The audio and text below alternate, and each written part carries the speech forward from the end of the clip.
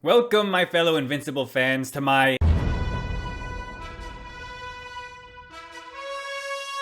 Strength and Power tier list. In this list, I'll be ranking the characters from the animated version of Invincible, covering all that has come out so far, which as of this moment is the first 3 seasons. Characters in the same tier are close enough in strength to have a competitive fight with each other, and matchups as well as situational variables are easily enough to sway the tides of battle. The ones I find are more likely to win in a fight are on the left. A single tier gap means there's a large strength difference, and the chances of winning for the character in the tier below are low, though not impossible depending on the situation. If there's a 2-tier difference, the strength gap is almost impossible to make up for.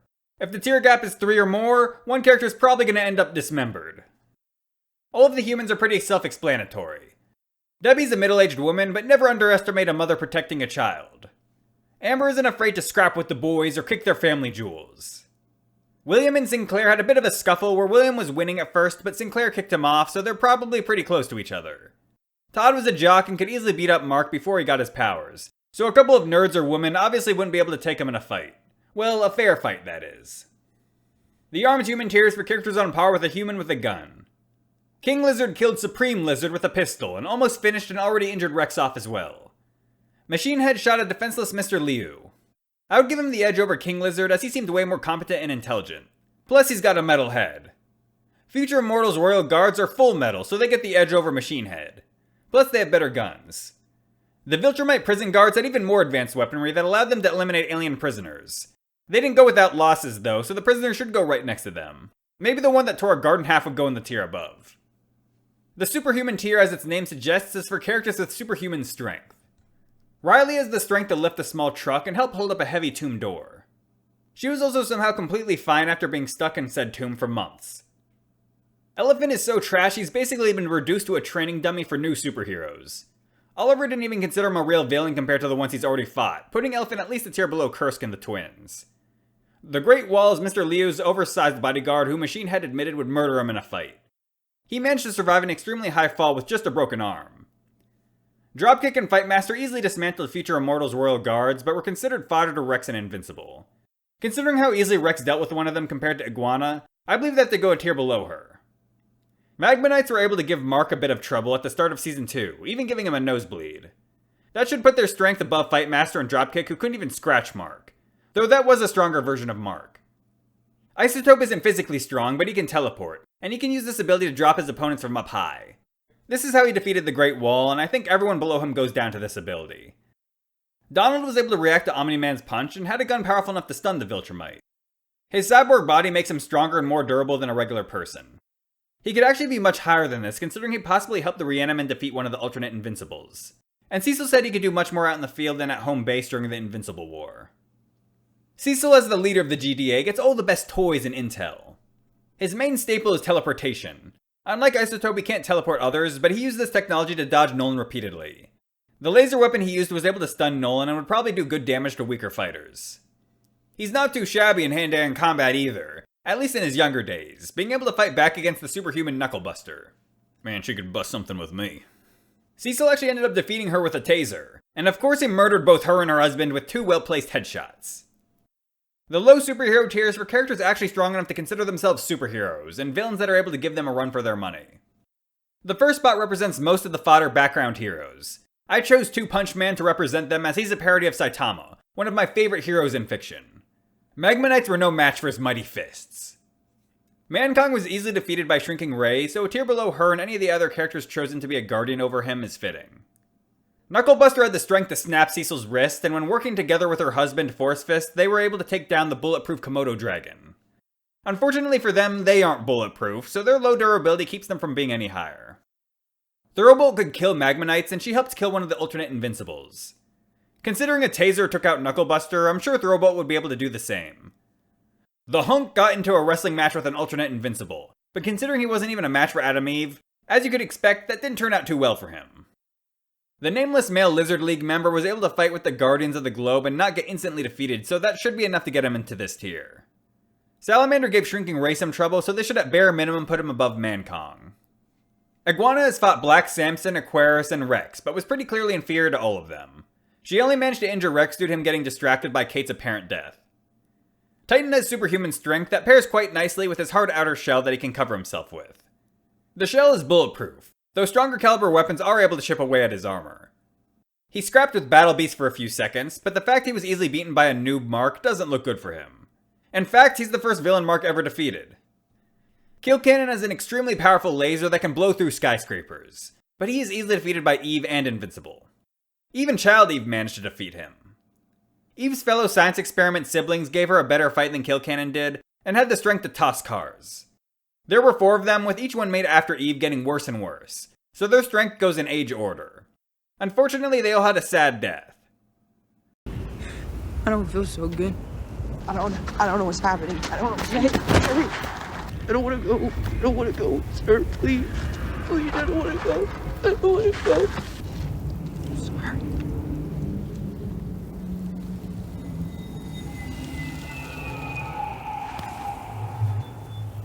Eve, while a kid, was able to defeat Kill Cannon like I mentioned, though he gave her a decent fight, as did her brothers, so I kept her in this tier, but at the top. Of course, when she unleashes her true power, she's much higher, but I'll get into that later. Bumping up to the mid-superhero tier, this is for characters good enough to get into the Guardians of the Globe. The giant spiders controlled by Doc Seismic could shoot webs and create egg sacs that the heroes of America couldn't break out of. The original Darkwing had powerful gadgets that could hurt the Mauler twins and even stun Omni-Man. At the end of the day, he's just a regular human though, and was almost crushed to death by an armored vehicle one of the Maulers threw at him, even with the assist of one of his gadgets. Black Samson at the start of the show had lost his powers, so he used a power suit to fight, and with this, he was able to easily defeat Throwbolt. Using this suit, he also helped fight against Battle Beast. After that fight, he got his powers back, which seemed to just be superhuman strength. Shrinking Ray has the ability to shrink herself down, which she has used devastatingly in combat on multiple occasions. For example, how she killed Salamander. This ability allows her to even take out stronger enemies than herself, such as when she destroyed a Reaniman from the inside. She basically took the Ant-Man Thanos idea. Her base strength isn't that bad either, considering she one-shot a Magmanite and landed good hits on Tether Tyrant and the Giant. Shapesmith is a Martian that can change his shape and alter his appearance. Like Ray, he can one-shot Magmanites, but due to his body being extremely hard to destroy and his ability to regenerate from grievous wounds as long as his core remains intact, Ray would likely find it very hard to actually defeat him. The second Darkwing is similar to the first, but he has the ability to travel to the Shadowverse. He can use this ability to dodge attacks and get the drop on his enemies. The really scary part about this ability is that he can drag his opponents into the Shadowverse with him and leave him there. What's even scarier is there seems to be hungry creatures waiting inside. Duplicate is probably the physically weakest of the Guardians, benching what looked to be about 300 pounds, but her power to copy herself quite literally makes her a one-woman army. She was shown beating Flaxens and Magmanites, but we never see her beat anyone noteworthy. When blindfolded, Monster Girl was getting overwhelmed by her, and when using Rex's explosives, she was able to incapacitate Furnace, but that's about the extent of her feats. Her brother Multipol is a trained assassin and seems more willing to go to extremes to complete his goals, so I would give him the edge over his sister. He got the better of Rex, but he kinda jumped him, and Rex didn't seem to want to kill Paul, and was more just trying to explain things while Paul was just trying to end Rex's existence. I think both Paul and Kate are a great counter to Darkwing's Shadowverse ability, as their numbers would make it impossible to take them all there, and Darkwing isn't strong enough to beat them all in combat. Ray would never be able to kill them all either. Komodo Dragon, on the other hand, was just too strong for Kate to take down and eventually killed all of her copies on the battlefield. This is proof Kate is physically weaker than Knucklebuster and Force Fist, considering the two of them could defeat Komodo Dragon while a group of her could not. Ray, trying to expand inside the beefy lizard, just crushed her own body, so she has to go below him as well. And that's probably one of the futures Doctor Strange saw with Ant-Man and Thanos. The hefty female Lizard League member that kind of looks like a female version of Komodo Dragon seems to be a similar strength to him, with both of them managing to hold their own a bit against Immortal and War Woman, though they were both clearly weaker than them. Furnace can tank bullets like Komodo Dragon, but can also shoot out fire. Tether Tyrant was able to do well fighting the Guardians of the Globe and only went down due to their teamwork. He's also given Mark trouble a few times. His hot lover Magmaniac is extremely difficult to defeat due to his liquid magma body, and his offensive power is also great due to his intense heat. His lava was overcoming Titan's shell and hurt Monster Girl as well. He should at least have similar firepower to Furnace, but was fine after the same attacks that took Furnace out. So really he's just a better Furnace. Kursk's lightning powers make him fast as well as give him decent firepower. His lightning could turn Kate to dust and stun Monster Girl for a prolonged period of time. Even though his speed and attack power are high, his defense isn't too shabby either, being completely bulletproof, calling bullets tiny tickles. Octoboss was completely unaffected by Rex's explosives, making his durability one of the best in this tier. Based on their respective performances against Rex, Octoboss should at least be above Komodo Dragon. The Mauler twins are strong enough to fight against the Guardians of the Globe, but are clearly weaker than the stronger members. What really makes them dangerous along with their physical strength is their intelligence and teamwork. Sometimes their teamwork involves using the other one as a meat shield. But who cares? That was just the clone. Their skin is bulletproof, cannon-proof even, and it takes intense pressure with a drill just to break through when they want to draw blood. Their eyes, on the other hand, not so bulletproof. They're strong enough to hurt even Invincible, and if there's enough of them, they can overwhelm and even deal fatal damage to Mark. Like I mentioned, they have brains as well as brawn, and can make weapons mid-combat to use. The most dangerous weapon we've seen from them was the one that targeted the nervous system, and could even take out Immortal and Invincible. You may be asking, why are they ranked so low? Well, this spot only ranks one twin without any weapons. I think as a team they would go a tier up, and with that nerve weapon they would probably go 2 tiers up. Flying up to the high superhero tier, we're starting with the heroes Knockout, Kid Thor, and Bolt. They should have greater striking strength than the Mauler twins, as they seem to be doing more damage to Mark when they ganged up on him, and the version of Mark they were up against was stronger. Green Ghost, Aquarius, and Martian Man all seem to be able to get the upper hand on the Mauler twins when serious. I ordered them based on how well they did against Omni-Man. Green Ghost really did nothing, Aquarius was able to push him back a bit, and Martian Man was able to restrain him for a good period of time. Just a single Rihanna-Man was able to give Season 1 Mark a decent fight. The next batch Sinclair made was even stronger, and 3 of them were enough to completely overpower Mark, as well as give Omni-Man a bit of trouble. Rexplode started off this series at the mid-superhero tier, being about equal to Komodo Dragon, who he killed, but at the price of his hand. While injured and freaking out, he killed Iguana, which backs him up being a tier above her. His explosives could take Furnace out of the fight, but they couldn't take Magmaniac out, nor could they even really damage Octoboss, so he would have gone below those 2. His replacement hand came with a new cannon, and its firepower was enough to one-shot Octoboss, so it would likely take out anyone in the tier below if it lands. What really made me decide to put him in this tier is the fact he was able to fight and contend against Rihanna-Men. Rex's greatest feat was killing an alternate Mark, but that came at the cost of his own life, so I'm not going to rank him up with any version of Invincible, because he can't beat them without dying. Monster Girl showed she could tank Rex's basic explosions and beat his age-assuming ass up. This would at least put her around Octoboss's level, and her getting the better of Kursk also shows she's at least around there. Like Rex, she made it this high due to fighting off multiple Rihanna-Men. Robot, aka Rudy, aka Rex, is one of, if not the smartest character in the show. He always has high battle awareness and is able to come up with plans on the fly. A single one of his robot drones could give the Mauler twins trouble, and he has the ability to control multiple of them at once. He also has a giant robot which had the Maulers scrambling. One of his robots showed it could absorb Kursk's energy and was the one that dealt the finishing blow on him in that fight. Robot fought off Rihanna-Men like Rex and Monster Girl, but that isn't even his best feat, as he was fighting against Battle Beast. Not only this, but he did the most damage against Battle Beast in that fight, actually managing to burn his arm. Bulletproof was brought into the Guardians of the Globe because they needed more muscle. He easily beat Tether Tyrant and Magmaniac at the same time, and showed relativity if not superiority to the Rihanna-Men he was fighting. He got into a little scrap with an alternate Mark, but was clearly no match for him. The Giant was able to fight against Robot, Rex, Monster Girl, Kate, and Black Samson at the same time, and would have crushed Rudy had it not been for Monster Girl. Though Rudy was a bit off due to his fear response he was having due to his real body being on the battlefield for the first time. The worms Doc Seismic controlled were too durable for Eve to hurt and could bite through her shields. 3 Rihanna-Men were seen attacking one, but doing no noticeable damage. Doc Seismic had powerful shockwave creating gloves, which he used to give both Mark and Eve trouble on multiple occasions. He even managed to knock Eve out once. Adam Eve has the most broken superpower in the show, being able to alter matter as she wishes. She can easily defeat someone like Kill Cannon and pretty easily dealt with Multi-Pole. Her intelligence is as high as her hotness, and this allowed her to quickly figure out Powerplex's ability and restrain him. Reaching the peak superhero tier, these characters are some of the strongest heroes on the planet, or those on their level. The Sequids working together as a hive mind were able to overpower Eve and multiple of the Guardians. They knocked back even the Immortal and Invincible, but I believe those 2 could have made it to the host body and killed him if they actually wanted to. At least Mark is resistant to their control and could just kill the Sequids individually over time. The Depth Dweller was able to give Season 2 Mark some trouble. The giant kaiju that attacked the cruise liner was able to smack Mark and take some hits from him. It was one-shot by Anissa, so I don't believe it was actually as tough as Invincible. The giant centipede controlled by Doc Seismic was able to take hits from a stronger Invincible. And when Mark got distracted, it overpowered him and gave him a good bite. It's venomous, which makes it even more deadly. Alan at the start of the series was about on par with Mark during Season 1.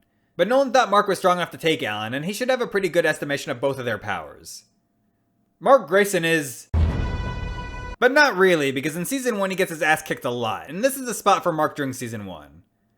During the battle against the Flaxens, it was clear he was stronger than any of the teen team, which included Adam Eve, who he had to save.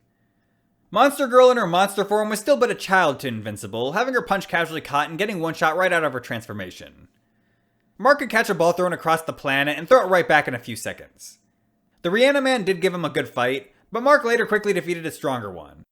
Mark took a way better beating from his father than the Reaniman did, straight up taking a punch that cracked Mount Everest in the distance. His heavily destructive fights helped demonstrate the gap between his strength and those below him. The Flaxen leader in his power suit got the better of Mark and seemingly would have been the end of him had Daddy not come to the rescue. The Flaxen kinda stomped Mark, quite literally, but that was Mark at episode 2 of this series and the Flaxen kind of caught him off guard at first, so I don't think he deserves to go a full tier above, especially considering how easily Nolan killed him. War Woman was the second to last Guardian to die against Omni-Man and was actually the last one standing, and gave him some good damage with her hits, which is something Mark couldn't do. Red Rush was the one keeping the Guardians alive at the start of their fight against Omni-Man and was arguably the MVP in that fight, also doing a lot of damage to Omni-Man with his rapid punches. Kursk was casually defeated by him mid-date, so I think a 2-tier gap is appropriate. The Immortal barely has a single win to his name, yet don't let that make you underestimate him. He did more damage to Omni-Man than Mark in both of his fights with him, especially their second, where he did surprisingly well. The Immortal got the better of an alternate Mark that joined his father, so that would at least put him above Mark at the end of Season 1. During the Invincible War, he was able to put up a decent fight against one of the Marks at first, doing way better than Adam Eve did. This is consistent with how Adam Eve got casually stomped by the same alternate Mark Immortal beat. Based on this, I thought the Immortal had to go a tier above standard Adam Eve. Oliver was able to one-shot kill the Mauler twins, making his performance against them better than both the Immortals and Marks. One of the alternate Marks died against him and 2 other heroes, while Immortal ended up losing against the Mark he was fighting even though he had more and stronger backup. That pretty objectively puts his raw stats above the Immortals. Even Season 3 Mark had some trouble catching up to his little bro. Powerplex killed an alternate Mark on his own, so unless a character knows not to hit him, all of the character's blow should go down to his power.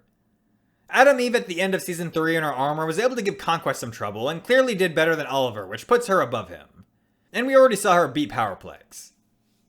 The low viltrumite tier is for characters on par with viltrumites on the weaker end of the spectrum. Tech Jacket defeated an alternate Mark, but it took him over a day to do it, so they should have been really close. I think all of the alternate Marks were a level above the Immortal and Oliver. Also, honorable mention to Wolfman, who was able to fight one of the evil Invincibles in a 1v1 and come out alive. Omnipotus fought the full might of the new Guardians of the Globe, including the Immortal, along with other heroes, and was still giving them trouble. This should at least put him a tier above the Immortal. Mr. Liu in his dragon form was able to give Season 3 Mark some trouble, but was clearly weaker. He could injure him, but he only got a good bite in because Mark was distracted saving people. Even Mark piercing his skull wasn't enough to kill him, as the dragon body can keep coming back as long as the human body is safe. To be fair, I ranked Mr. Liu as if his actual body's on the battlefield. I think all of the characters above are fast and strong enough to get past the dragon and kill the real body. Well, except one. Angstrom Levy is strong, but not that strong. I thought you were stronger. His main ability is being able to open up portals to other dimensions. And a strong power that is. This is probably the second strongest power in the show after Eve's. If he drops someone off in another dimension, that's an automatic W, as he's the only one in the multiverse with that power, so it would be literally impossible for them to come back unless he deems it so. He only lost to Invincible because his thirst for revenge made him want to kill him with his bare hands, rather than just letting him starve in an empty dimension.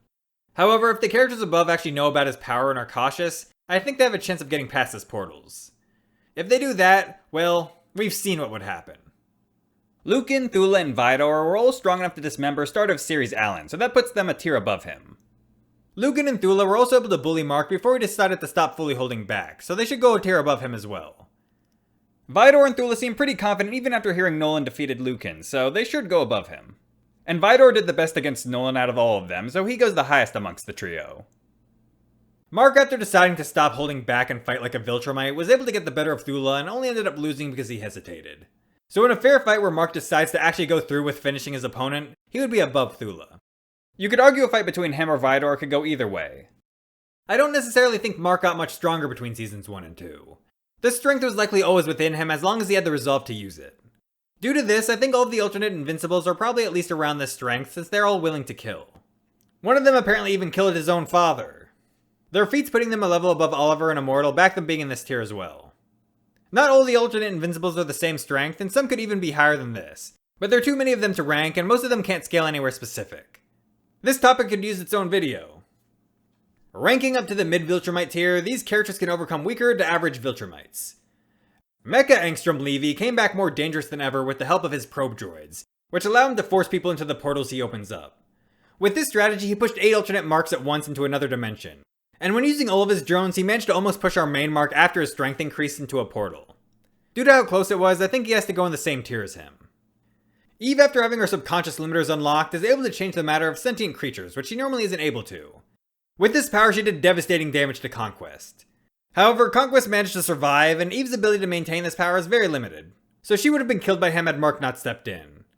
Due to this, I think any character in the tier above would probably survive the attack and kill her. The characters above her in this tier would questionably survive it, or could maybe dodge it if they saw it coming. Ragnars are creatures strong enough to kill viltrumites due to evolving on a planet with immense gravity. We've only seen one kill a no-named viltrumite, so for now I put them in the mid-viltrumite tier, but that could change. Hail Mary was a creature that initially lost to Omni-Man, but was brought back even stronger by the GDA to fight Nolan again. This time it got the better of him, even with Mark helping. Due to this, an argument could be made that Hail Mary should go above Omni-Man. However, Nolan seemed to be somewhat weakened in that fight, getting hit by a powerful laser beam twice and attacked by Reaniman beforehand. The way Omni-Man struggled against the Immortal during the time of the Hail Mary fight should also be evidence how he's weakened, as in every other instance he casually rips the Immortal apart. Cecil originally thought Hail Mary would only be able to hold off Omni-Man for about 5 minutes, and only later seemed to think it might actually win. This could be evidence Cecil didn't believe it was as strong as Omni-Man at full strength. The Reaniman making Nolan struggle is further evidence based on how easily Mark ripped them apart later, unless you think that later Reanimen were weaker, but there's no proof of that. Maybe some would argue Mark was just stronger than Omni-Man at that point, but unless you also argue Monster Girl's Omni-Man level because of how she tossed them around, I think this is inconsistent. And I think it's clear Omni-Man should have handled them better than he did if at peak performance. The most damning piece of evidence Hail Mary is a fraud is she was killed by Season 1 Invincible using an electrical wire. Anis is even faster than Nolan and was able to kick end of Season 2 Mark's ass. Based on bone and muscle density scans, the simulations the GDA ran gave Mark a less than 18% chance of surviving a fight against her. Not winning, surviving. Mark trained after that fight, and by the start of Season 3, Mark became 138% stronger, which means over twice as strong. He also got 65% faster, and his endurance improved by 70%. The GDA said they now believe that he could beat Anis at this point. And since they can tell who's stronger by bone muscle density scans, I have no reason not to believe them. At this point, he could rip the Immortal apart like tissue paper, and even the other Marks weren't much of a match for him. 2 of them had to team up together to get the edge. Like I mentioned earlier, Mark's performance against the Reaniman could be used to argue him above his father. One of the alternate Marks killing his father could also be used as evidence he and some of the other Marks are above their dad. However, I think Mark surpassing his father is such a big milestone that it would have been properly conveyed if that was supposed to be the case. At last, the high Viltrumite tier. These characters are on par with the strongest Viltrumites in the Empire. The 2 Viltrumite executioners are exceptionally strong, one fighting Nolan and Alan, the other fighting Battle Beast. The one that fought Nolan and Alan actually showed superiority to both of them, and a combo attack was required to take him down. A no-name Viltrumite being this high might not seem right, but the comic actually directly references this, saying this guy's so strong he shouldn't have gone nameless, and goes as far as saying he could have been the pride of the Empire. I think being the pride of the Empire is enough to make him high Viltrumite level. The way he damaged Alan while Anis's strike didn't do anything shows a clear strength gap between them, and further proves he should be in this tier. Battle Beast easily defeated Season 1 Mark and killed one of the Viltrumite executioners in a 1v1 combat. It took him a while, so they go in the same tier for now. The one he fought doesn't have the hype of being called strong enough to be the pride of the Empire, but he did dodge Battle Beast's first attack, while the supposed potential pride got kicked back. Alan, after recovering from his loss against the Viltrumites, recovered and became even stronger, now being able to tank strikes from Anissa and hurt her with his own. He was shown to be relative with Nolan in their fight against the Executioner. Though you could argue Alan and Nolan below the Executioner due to needing to team up on him, you have to keep in mind Nolan and Alan were both injured before the fight actually began. And as previously explained, Nolan getting hurt could make him significantly weaker. Nolan had way more damage done to him than Alan, but seemed about equal to him, so I think fresh he would go above. He's got more experience, is more ruthless, and just has more aura. Omni-Man can save planets or destroy them. He stopped a Texas-sized meteor that was going to destroy the Earth, and laid waste to the Flaxen homeworld. Luke and Vidor and Thula were all mutilated pretty easily by him, so at bare minimum, he has to go in the mid-Viltrumite tier. Like I said, there are arguments for Mark surpassing his father already, but Nolan clearly held a massive mountain far easier than Mark held up a smaller looking iceberg. And I think it will be plainly stated or shown when Mark surpasses his father. Not to mention more aura. Now there is someone who's blatantly referenced as being probably stronger than Nolan on 2 separate occasions. and that's Conquest. As I mentioned, the GDA should be able to accurately gauge their strength with their scans and simulations, so there's no reason to not believe them. Not to mention it's the authors intentionally telling us something for a reason. Not only is Conquest stated stronger in the show, his OST is called second strongest viltrumite, and Nolan isn't the strongest. Conquest was beating post-training Invincible's ass through cities, literally, and only lost to a bloodlusted Mark after Eve melted most of his skin off. For most of the fight it was a one-sided beatdown, with Mark only doing something after he thought Eve died, breaking Conquest's prosthetic arm at the cost of breaking his own. Using just one arm, Conquest was still overpowering Invincible, and even post-skin removal he could crush Mark's hand. At this point, Conquest easily has the best feats and statements in the series, so he goes at the top of the list. Battle Beast and Alan are the only ones who I could see being argued higher at this point. When it comes to Battle Beast, I think it should be noted that Cecil said Conquest is the strongest superhuman he's ever seen, not just Nolan, and he very likely had intel in the Battle Beast fight against Invincible. That's the end of my Invincible Strength and Power tier list. This series isn't finished yet, so I'll be making more lists for this series in the future. More! Okay, calm down. More! Okay, calm down. I am so lonely. It seems like all of you viewers are scared of me. No one subs to me. No one wants to be a member. They think I'm a degenerate. They send me from series to series creating tier lists all for their amusement. And as I get better at it, they watch me less and less. I am not a victim of my own success. Weeb warrior. I don't even get a real name. Only a purpose. I am capable of so much more, and no one sees it. Some days I feel so alone I could watch Ninjago, but I don't. I never do. Because what would be the point? Not a single person in the entire universe would watch.